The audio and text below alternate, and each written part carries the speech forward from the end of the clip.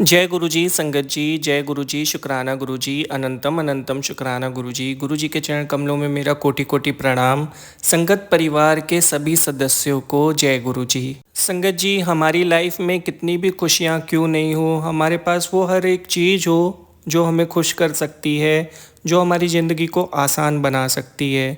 लेकिन अगर हमारे पास कोई एक बीमारी भी है ना, तो हम उन चीज़ों का फ़ायदा नहीं उठा सकते और हमारी सारी खुशियाँ गम में बदल जाती हैं।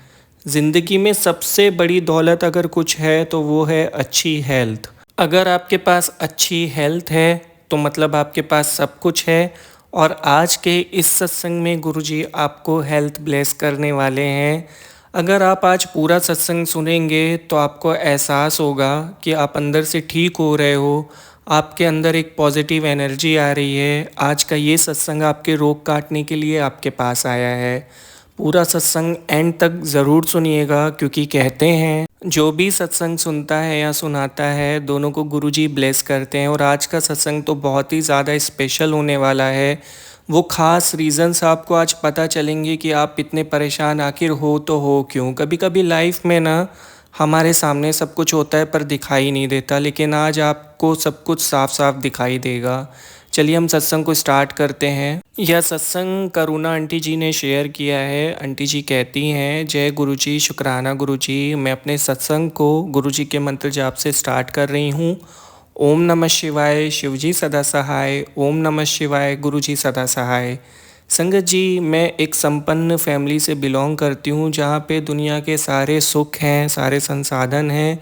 मेरे परिवार ने मुझे वो सारी सुविधाएं दी हैं जो एक लेडी के लिए इम्पॉर्टेंट होती है। मैं अपने घर से बहुत खुश हूँ। गुरुजी महाराज ने मुझे एक ऐसा परिवार दिया, शादी के पहले भी और शादी के बाद भी, कि मानो जैसे मैं स्वर्ग में रहती हूँ। मेरे घर के सभी लोग बहुत प्यारे हैं, बहुत ही अच्छे हैं, और उन्होंने मुझे कभी कोई तकलीफ़ नहीं दी, जिसकी वजह से मैं गुरुजी का अनंतम अनंतम कोटि कोटि शुक्राना करती हूँ।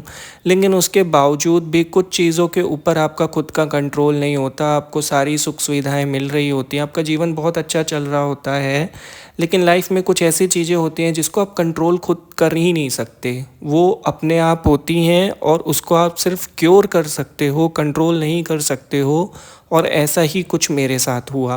संगत जी, वैसे तो बचपन से ही ऐसा मेरे साथ होता था कि मैं किसी फंक्शन में जाती थी, किसी पार्टी में जाती थी, या मैं किसी की शादी में चले गई, या रिलेटिव्स में कोई गेट टुगेदर हो रहा है तो वहाँ पे चली जाती थी। और वापस घर आने के बाद हमेशा मैं बीमार पड़ जाती थी। कभी मुझे तेज फीवर हो जाता था, कभी कोल्ड हो जाता था, कभी हेडेक हो जाता था, मतलब कुछ ना कुछ समस्याएं हो जाती थी। तो मम्मी कहती थी कि तुम्हें नज़र लग जाती है, जहाँ भी जाया करो काला टीका लगा के जाया करो। माँ का प्यार, मतलब उनको तो यही लगता है कि मेरे बच्चे दुनिया में सबसे ज़्यादा खूबसूरत हैं, अच्छे हैं। और हर माँ को लगता है, आज मुझे भी लगता है, आज जब मैं माँ बन गई हूँ तो मुझे भी मेरे बच्चों के लिए यही फीलिंग आती है। लेकिन ऐसा सच में होता था। जब भी मैं कहीं से वापस आती थी तो मेरी तबीयत ख़राब हो जाती थी, और जब मेरी मम्मी मेरी नज़र उतारा करती थी तो मैं बिल्कुल ठीक हो जाती थी कुछ ही दिनों के अंदर। तो ये रिपीट होता रहता था अक्सर। तो ये चीज़ तो मुझे पहले से ही कंफर्म है कि मुझे नज़र लगती थी, और नज़र सच में लगती है। वो ऐसे लगती है संगत जी कि जब आप दूसरों से थोड़ा अलग होते हो, अच्छे होते हो, या किसी भी चीज़ में बेहतर होते हो, तो वो आपको एकदम नोटिस कर रहे होते हैं। तो आपका ऑरा स्ट्रॉन्ग अगर ना हो या स्ट्रॉन्ग हो भी, तो उनकी नज़र लगने से, उनका आपके बारे में सोचने से, निगेटिव सोचने से आपका ऑरा थोड़ा सा वीक होने लगता है, जिससे उनकी नज़र आपको लग जाती है। आध्यात्मिक तौर पे नज़र बोलते हैं, साइंटिफिक वे में ऑरा वीकनेस बोलते हैं शायद इसको। तो ऐसा मेरे साथ हुआ करता था, पर मैं अपनी मम्मी की बात सुनती थी, मैं नज़र उतरवा लेती थी। पर पर्सनली कहूँ तो मुझे इन सब बातों पे कोई ट्रस्ट नहीं था। मुझे ऐसा लगता है कि जब आप भगवान के सामने अपना माथा टेकते हो तो वहीं पे सारी चीज़ें ख़त्म हो जाती हैं। जिसकी भी नज़र वज़र लगी हुई होती है वो ख़त्म हो जाती है, क्योंकि परमात्मा ही सबसे बड़े हैं। उनके आगे झुक गए तो फिर किसी और चीज़ का क्या होगा आपके अंदर। तो संगत जी, ऐसा चलता आता था हमेशा। आफ्टर माई मैरिज हुआ क्या, मैं एक फ़ंक्शन में गई थी, मुझे आज भी याद है। उस फंक्शन से लौटने के बाद अचानक मेरी तबीयत ख़राब हो गई, और उस दिन ऐसी तबीयत ख़राब हुई कि करीबन 10 दिनों तक मैं हॉस्पिटल में एडमिट थी। मेरे मोशन नहीं रुक रहे थे, मैं बहुत वीक हो गई थी। डॉक्टर्स कह रहे थे कि इनकी हालत तो ख़राब होती जा रही है, और 2 दिन मैं आईसीयू में भी थी। लेकिन फिर मैं ठीक हो गई और घर वापस भी आ गई और कुछ दिनों के बाद मेरी तबीयत फिर से ख़राब हो गई और ये सिलसिला चलता रहा। मेरी बॉडी में कई सारी बीमारियां डिटेक्ट हो गई, जैसे थायराइड, शुगर, ये सब मुझे कम्प्लीटली हो गया था। और आपको पता है कि थायराइड और शुगर का कोई इलाज परमानेंटली नहीं होता, सिर्फ उसको मेडिसिन से कंट्रोल किया जा सकता है। तो अब मैं कुछ बीमारियों का हिस्सा बन चुकी थी। इस घटना को 2 महीने हो गए और 2 महीने के बाद मेरे सर में अचानक से बहुत तेज़ दर्द हुआ, जो कि कंटिन्यू चल रहा था 1 महीने तक। पेन किलर्स लेने के बाद जब मेरा दर्द ठीक नहीं हो रहा था, तो मैंने और मेरे हस्बैंड ने फ़ैसला किया कि हम किसी अच्छे डॉक्टर से कंसल्ट करेंगे। हमने हेडेक को इतना सीरियसली कंसीडर नहीं किया, क्योंकि हेडेक नॉर्मली हो जाता है आए दिन। तो मैंने कुछ दिन तो पेन किलर्स ली, जो हेडेक के लिए अच्छी मेडिसिन्स होती हैं, उसको ट्राई किया। जब लगा कि अब ये ठीक नहीं हो रहा है और कुछ प्रॉब्लम हो सकती है, तो हमने डॉक्टर से कंसल्ट किया। डॉक्टर ने मेरा सीटी स्कैन किया और उसके बाद मुझे पता चला कि मेरे दिमाग में एक छोटा सा ट्यूमर बन रहा है। मेरे विश्वास न करने पर और मेरे सवाल उठाने पर डॉक्टर ने कंफर्मेशन के लिए एमआरआई भी कराया, तो ये चीज़ कंफर्म हुई कि मेरे ब्रेन में ट्यूमर हो रहा है, जिसकी वजह से मेरा घर बुरी तरीके से परेशान हो गया। मेरे मायके वाले भी, मेरे ससुराल वाले भी बहुत दुखी हो गए थे। लेकिन अब आप क्या कर सकते हो, जब एक बार बीमारी आपके शरीर के अंदर घुस जाती है तो आपके पास फिर एक ही सल्यूशन होता है कि दवाई खाओ और ट्रीटमेंट कराओ, वही एक रास्ता बचता है आपके पास। जब तक बीमारी नहीं है आप बहुत अच्छे हो, लेकिन एक बार हो गई तो फिर क्या है उसके बाद तो मेडिसिन ही एक रास्ता बचता है। लेकिन ऐसा सच है नहीं, कभी कभी मेडिसिन से ज़्यादा स्पिरिचुअलिटी वर्क करती है। कभी कभी हमारे प्यारे गुरुजी बहुत छोटी सी मेडिसिन दे के, अपनी रेमेडीज़ करके हमारे बड़े से बड़े रोग को काट देते हैं, जो आपको अभी मैं बताने वाली हूँ। संगत जी, बीमारी की खबर सारे रिश्तेदारों में फैल गई। उसके बाद एक मेरे रिश्तेदार जो कि चंडीगढ़ में रहते हैं, वो गुरुजी के बहुत बड़े भक्त हैं। वो हमेशा गुरुजी से बिना पूछे कोई भी काम नहीं करते थे अपनी लाइफ में, और वो हमारी फैमिली में सबसे ज़्यादा सक्सेसफुल भी थे। और उनके घर में नियमित रूप से गुरुजी के सत्संग होते रहते थे। तो उनको जब मेरी बीमारी के बारे में पता चला तो उन्होंने तुरंत मुझे फ़ोन किया और उन्होंने मुझे कहा कि तुम्हें बड़े मंदिर जाना चाहिए, क्योंकि मैं सारे भगवानों में मानती हूँ और मैं हर संत को भगवान के रूप में देखती हूँ बचपन से। तो मैं अनादर नहीं करना चाहती थी, तो मैंने उनसे कहा कि ठीक है, मैं बड़े मंदिर ज़रूर जाऊँगी। और मैंने रिस्पेक्टफुली उनसे कहा कि बड़े मंदिर जाने में मुझे 1 महीने का समय लगेगा, क्योंकि मेरे मन में ये चल रहा था कि मैं 1 महीने जो भी मेडिसिन मुझे डॉक्टर ने दी है मैं उसे ट्राई करना चाहती थी। तो मैंने 1 महीने का समय लिया। तो उन्होंने कहा कि जब तक तुम बड़े मंदिर नहीं जा रही हो तब तक तुम गुरुजी के सत्संग सुनो। मैंने सोचा कि ठीक है, इसमें क्या ही बुराई है, सत्संग ही तो सुनने हैं। उन्होंने मुझे कुछ यूट्यूब लिंक्स शेयर किए, उन चैनल्स को मैंने फॉलो किया और उसके बाद मैं गुरुजी के सत्संग सुनने लगी। पहले तो उनके कहने पे सत्संग सुन रही थी, लेकिन सुनने के बाद कुछ दिनों के बाद मेरा मन लगने लगा, मुझे बहुत अच्छा लगने लगा गुरुजी के सत्संग सुन के। तो मैं रोज़ सत्संग सुना करती थी और उनका मंत्र जाप करना भी मैंने स्टार्ट कर दिया था। जैसे जैसे मैं गुरुजी के करीब आती गई सत्संग के माध्यम से, जैसे जैसे मेरा गुरुजी में विश्वास बढ़ता गया, धीरे धीरे करके लाखों संगत ऐसे सत्संग सुनाते थे कि कैसे उनके रोगों को गुरुजी ने बहुत छोटे में काट दिया। तो ये सुन के मुझे बहुत अच्छा लगता था, गुरुजी सत्संग के थ्रू लोगों को ब्लेस कर रहे थे। ये सुन के एक मोटिवेशन आता था काफ़ी ज़्यादा, तो उन पे मेरी आस्था बढ़ती चले गई। कुछ टाइम के बाद गुरुजी के मैसेजेस मुझे मिलना स्टार्ट हो गए जो मेरे से रिलेटेड होते थे। कई बार किसी ऐसी घटनाओं के ऊपर सत्संग सुनने को मिलते थे जो मुझसे मेरे साथ पहले मेरे पास्ट में हो चुकी हैं। तो मुझे लगता था जैसे गुरुजी मुझे बता रहे हैं कि क्या करना चाहिए, क्या नहीं करना चाहिए। मैंने गुरुजी के संकेतों को फॉलो करना स्टार्ट कर दिया। ऐसे ही एक गुरुजी का मुझे सत्संग सुनने को मिला, जिसमें एक दिव्य उपाय करके एक आंटी जी का रोग काटा था गुरुजी महाराज ने, जिसमें तुलसी, लौंग और इलायची का काढ़ा पीने के लिए गुरुजी ने कहा था, जिससे उन आंटी जी को बहुत राहत मिली थी और फिर उनकी बीमारी का इलाज बहुत अच्छे से हो गया था। तो मुझे लगा कि शायद मुझे भी ये करना चाहिए। अंतर मन में ऐसा आया कि ये शायद मेरे लिए है, गुरुजी मुझसे कह रहे हैं ये करने के लिए। तो मैंने अपना डेली रूटीन बना लिया, और क्योंकि इसमें बहुत ही नॉर्मल सी बात थी कि तुलसी और लौंग और इलायची का काढ़ा बना के पीना कोई बड़ी बात तो थी नहीं, बहुत छोटा-सा उपाय था और बहुत अच्छा भी होता है, तो मैंने उसको रोज़ करना स्टार्ट किया और करीबन 1 महीने तक किया। और जैसे कि मैंने सोचा था कि 1 महीने बाद मैं वापस से चेकअप कराऊँगी। जब मैं चेकअप कराने के लिए गई, तो मेरी हालत में कोई बहुत बड़े चेंजेस नहीं थे। परेशानियाँ वैसी की वैसी ही थी, मतलब जो दर्द होता था वो कंटिन्यू होता था। ब्रेन ट्यूमर में हल्का-सा भी स्ट्रेस अगर आपके माइंड में आ जाता है, तो आपका सर बहुत तेज़ी से दुखने लगता है, कभी-कभी आपको चक्कर आ जाते हैं। तो ये चलता आ रहा था, पर मैं सत्संग डेली सुनती थी। फिर डॉक्टर ने कहा कि आपको इसको सीरियस लेने की ज़रूरत है। उसने मेरी मेडिसिन्स चेंज की।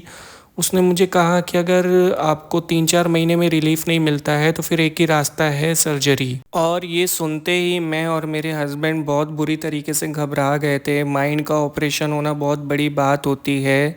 सक्सेस रेट्स भी उतने अच्छे नहीं होते हैं, हालाँकि आजकल तो बहुत मतलब टेक्नोलॉजी हाई हो गया है, लेकिन फिर भी हम बहुत डर रहे थे और हम ये सोच रहे थे कि किसी तरीके से मैं दवाइयों से ही ठीक हो जाऊँ। बताइए, हँसती-खेलती ज़िंदगी, कोई तकलीफ़ नहीं थी, सब कुछ बहुत अच्छी तरीके से चल रहा था, लाइफ़ जॉयफुल थी मेरी, और एक रात के बाद मेरी ज़िंदगी बदल गई। मतलब एक बीमारी ना आपको हिला के रख देती है, और वो बीमारी आपको होती है, लेकिन परेशान पूरे घर के लोग होते हैं।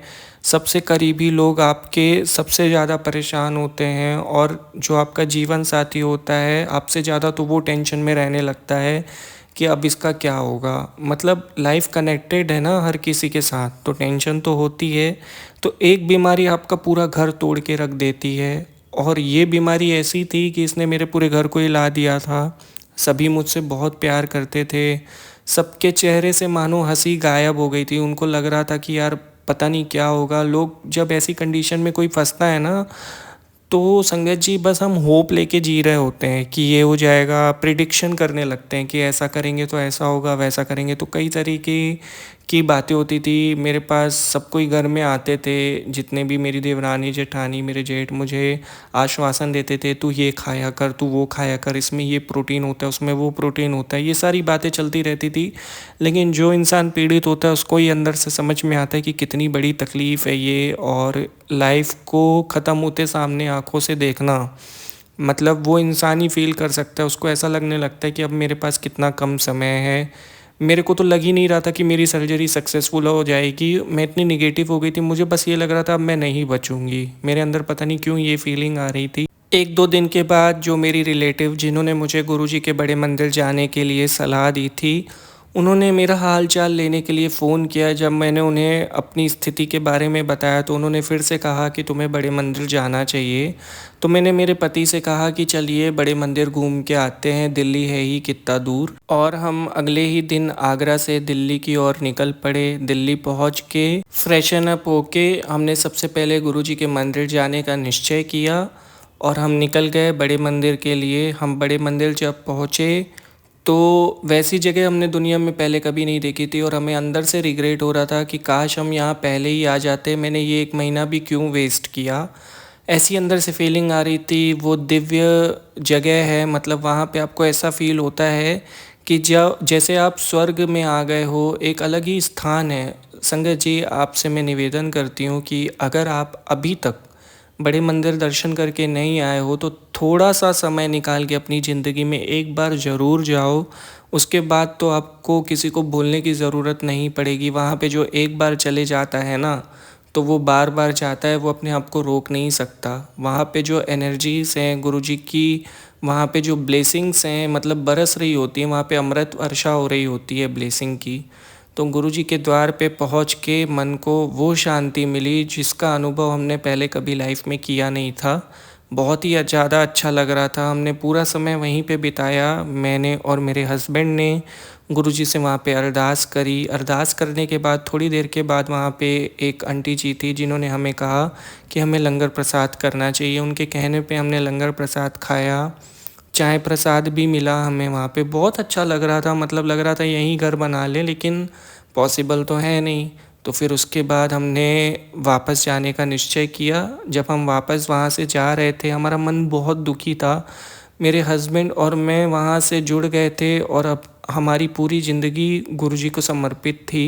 एक बार बस मैं वहाँ पे गई, जब पहली बार मैंने वहाँ पे खुद को समर्पित कर दिया था। वो कहते हैं ना कि भगवान से जुड़ने का कोई रास्ता नहीं है, सिर्फ़ एक ही रास्ता है, सच्चा मन, सच्ची श्रद्धा, और उसके बाद भी वो आपको स्वयं जोड़ते हैं।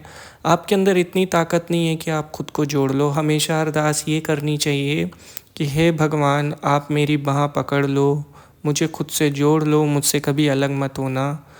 तो वो आपको जोड़े रहते हैं। नहीं, लेकिन हमारे अंदर इतनी ताकत नहीं कि हम भगवान को पकड़ के रखें, उनसे जुड़े रहें।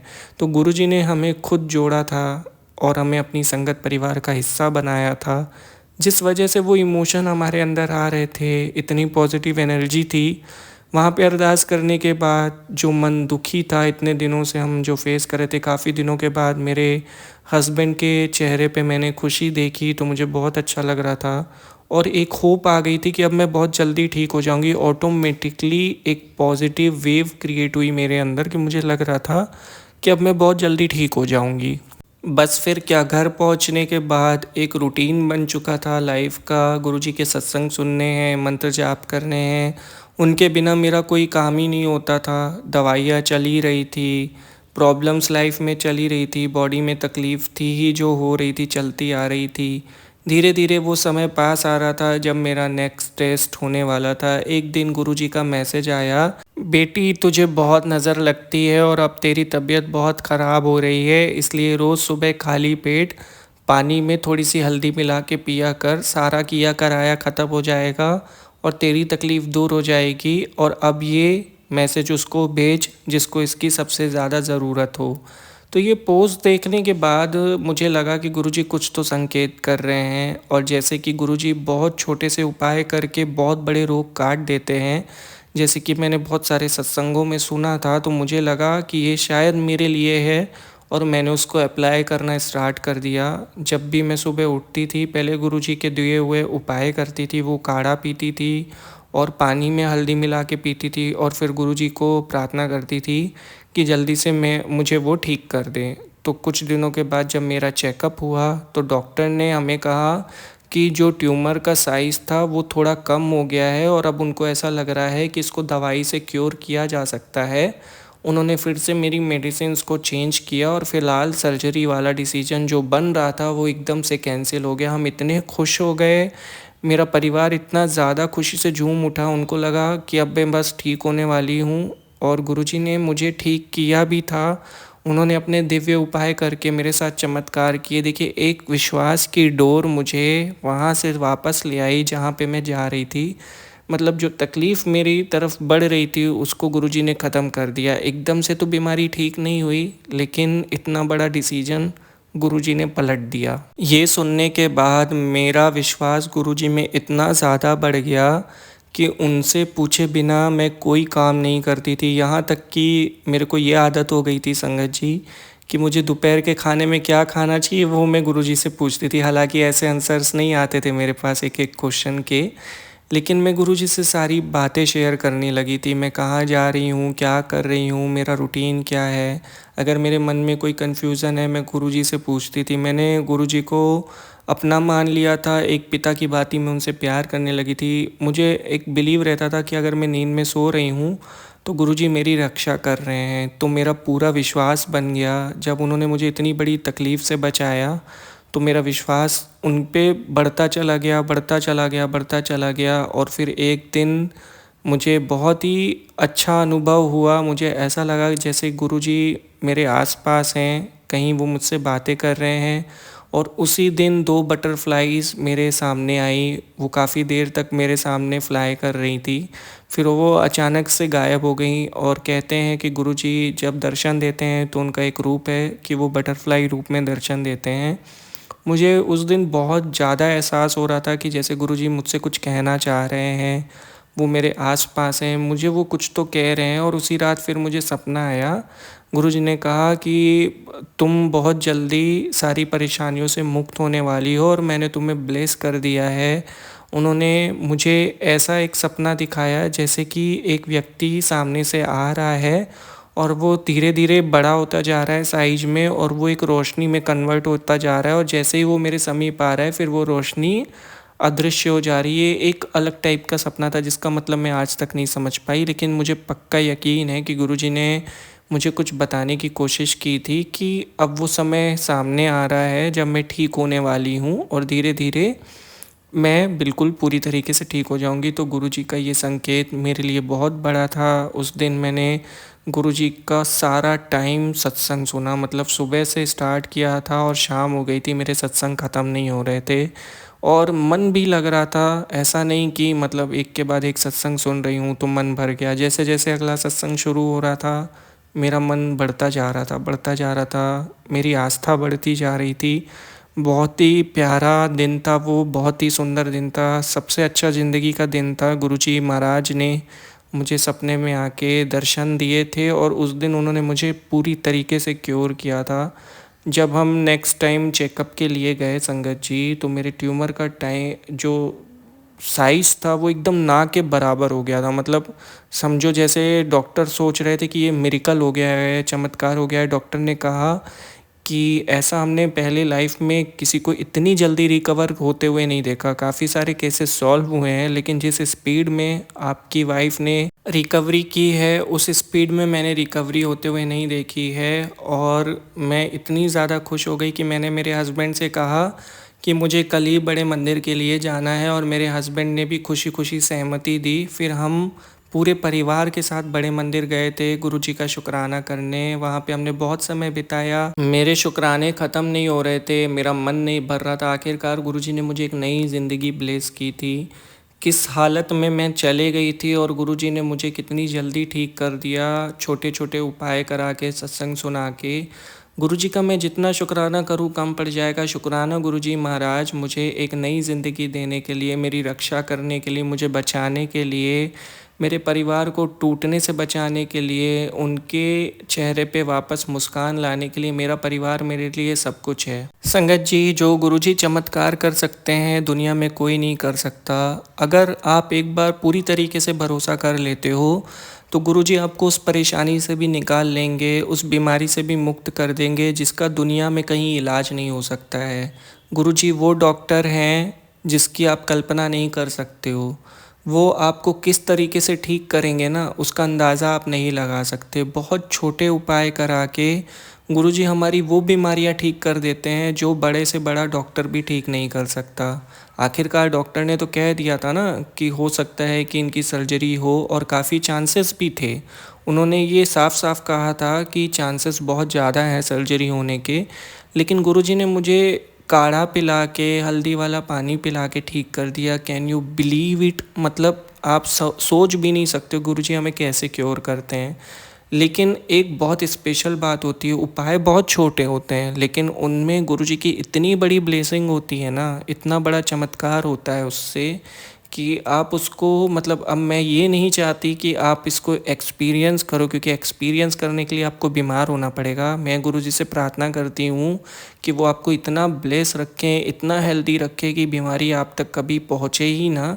लेकिन एक बात कहती हूँ कि इन चमत्कारों को वही फील कर सकता है जिस पे बीतती है।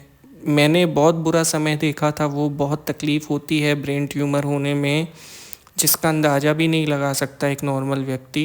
तो संगत जी, मतलब चमत्कार हो गया। आपको मैं कैसे एक्सप्लेन करूँ, ये छोटे से उपाय ने मेरी ज़िंदगी बचा ली। और गुरुजी ही ऐसा कर सकते चमत्कार। गुरुजी का द्वार एक स्वर्ग है, वहाँ पे जो पैर रखता है उसके सारे बुरे कर्म कट जाते हैं। वहाँ पे आपको, मतलब वो डिवाइन एनर्जी मिलती है जो जीवन का संतुलन बनाने के लिए बहुत इम्पोर्टेंट है। संगत जी, आज का वो दिन है जब मैं बिल्कुल पूरी तरीके से ठीक हो चुकी हूँ। मैं एक दवाई भी नहीं खाती, एक सिंगल टैबलेट भी नहीं खाती, मेरा सर कभी नहीं दुखता, मेरी बीमारी पूरी तरीके से ठीक हो चुकी है और गुरुजी ने मुझे पूरी तरीके से ठीक कर दिया है। गुरुजी ने मुझे ब्लेस किया है। ये पॉसिबिलिटीज़ बहुत कम थी कि मैं इस तरीके से ठीक हो पाऊँगी। आज मैं गुरुजी का शुक्राना आप सभी के साथ कर रही हूँ। शुक्राना गुरुजी, अनंतम अनंतम शुक्राना गुरुजी महाराज जी। शुक्राना शुक्राना शुक्राना शुक्राना, अनंत अनंत अनंत अनंत अनंत कोटि शुक्राना मुझे ठीक करने के लिए, मुझे इतना अच्छी लाइफ देने के लिए। संगत जी, आज तक मेरे सर में दर्द नहीं हुआ। नॉर्मल हेडेक कभी हो जाता है, लेकिन वो बहुत बड़ी प्रॉब्लम नहीं होती है जो पहले हुआ करती थी। संगत जी, बहुत बड़ी बात है किस तरीके से गुरुजी ने मुझे बख्शा है। मेरा सत्संग आज ख़त्म नहीं होगा, मैं लिखना रोक नहीं पा रही हूँ। मेरी आदत है, जब बात गुरुजी की होती है तो ना मेरे हाथ रुकते हैं, ना मेरी ज़बान रुकती है, ना मेरी फीलिंग रुकती है, ना मेरा दिमाग रुकता है। बढ़ता चला जाता है मेरा प्रेम उनके साथ। लेकिन आज मुझे सत्संग को यहीं पे एंडिंग करना पड़ेगा। मैं करना तो नहीं चाहती, बहुत कुछ है जो मैं आप सबके साथ शेयर करना चाहती हूँ, लेकिन आज का मेरा ये शुक्राना सत्संग गुरुजी को मुझे हेल्थ ब्लेस करने के लिए है। तो आज के लिए इतना ही। अगले सत्संग में और भी बहुत सी बातें हैं जो मैं आप सबके साथ शेयर करूंगी कि गुरुजी ने मुझे कहाँ कहाँ कितना ज़्यादा ब्लेस किया है। और एंडिंग करने से पहले आप सभी से एक बात कहना चाहती हूँ कि आप अपनी लाइफ में थोड़ा सा टाइम निकाल के प्लीज़, आपसे निवेदन है कि आप एक बार ज़रूर बड़े मंदिर जाएं, वहाँ पे दर्शन करें। वहाँ पहुँचने के बाद मुझे नई ज़िंदगी मिली थी, आपको क्या मिलेगा वो मुझे नहीं पता, लेकिन मुझे इतना पता है कि वहाँ जाने के बाद आप खाली हाथ तो वापस नहीं आएंगे। और अगर आपका बुलावा नहीं आ रहा है तो प्लीज़ सत्संग सुनते रहिए। गुरुजी बहुत जल्दी आपको बुलाएंगे बड़े मंदिर। गुरुजी से मैं यहाँ प्रार्थना कर रही हूँ कि जो भी संगत परिवार यहाँ पे सत्संग सुन रहा है और किसी भी बीमारी से पीड़ित है तो उसको गुरुजी ब्लेस कर दीजिए, उनको ठीक कर दीजिए। बीमारियों का बोझ बहुत बड़ा होता है। दुनिया की सारी चीज़ें व्यर्थ लगने लगती है अगर हमारे शरीर में एक भी बीमारी होती है, जिसको मैंने बहुत करीब से देखा है। गुरुजी से मेरी प्रार्थना है कि वो आप सभी पे मेहर करें, अपनी कृपा बनाए रखें। मैं अपने सत्संग को गुरुजी के पावन मंत्र जाप से विराम देती हूँ। ओम नमः शिवाय, शिवजी सदा सहाय। ओम नमः शिवाय, गुरुजी सदा सहाय। जय गुरुजी संगत जी। आंटी जी, बहुत ही ब्लेसफुल सत्संग था। बहुत बहुत शुक्रिया सत्संग शेयर करने के लिए। अगर आपका सत्संग सुनाते वक्त कोई गलती कर दी हो मैंने तो उसके लिए मुझे माफ़ कर दीजिएगा। लेकिन आज आपने बहुत ही प्यारा सत्संग शेयर किया है और मैं ज़रूर बड़े मंदिर बहुत जल्दी जाऊंगा। आपकी बात पूरी मानूंगा। मैं पूरा विश्वास करता हूँ जो आपने कहा है कि वहाँ से कोई खाली हाथ नहीं आता। और अभी तो मैं गया भी नहीं हूँ, गुरुजी ने मुझे इतना दे दिया है। पता नहीं वहाँ पहुँचूँगा तो लगता है मुझे गुरुजी एकदम मतलब संसार के ऐसे सारे सुख दे देंगे जिसके बाद मैं लालची हो जाऊँगा। लेकिन मैं एक बार जाना ज़रूर चाहता हूँ बड़े मंदिर में, उनके सामने अपने शुक्राने करना चाहता हूँ उस स्थान पे पहुँच के। तो आपने मुझे ये आज जो सत्संग दिया है शायद ये गुरुजी का बुलावा है। आई होप सो गुरुजी मुझे बहुत जल्दी बुलाएंगे। जय गुरुजी, शुक्राना गुरुजी। संगत जी, जब हम गुरुजी से जुड़ जाते हैं ना तो हमारे बड़े बड़े कष्ट पहले ही कट चुके होते हैं। गुरुजी ने हमें ब्लेस किया हुआ होता है तभी हम उनसे जुड़ते हैं। गुरुजी हमारा लेखा बदल देते हैं। ज़रूर आप सत्संग सुना करें और अपने सत्संग को शेयर करने के लिए डिस्क्रिप्शन में जो मेल आईडी है वहाँ लिखकर भेज दीजिए, मैं उसे शेयर कर दूंगा। और ऐसे ही गुरुजी के प्यारे प्यारे सत्संग सुनने के लिए गुरुजी के चैनल को सब्सक्राइब करके बेल आइकन नोटिफिकेशन को ऑन कर दीजिए ताकि आपको सत्संग के अपडेट्स मिलते रहें। जय गुरुजी, शुक्राना गुरुजी।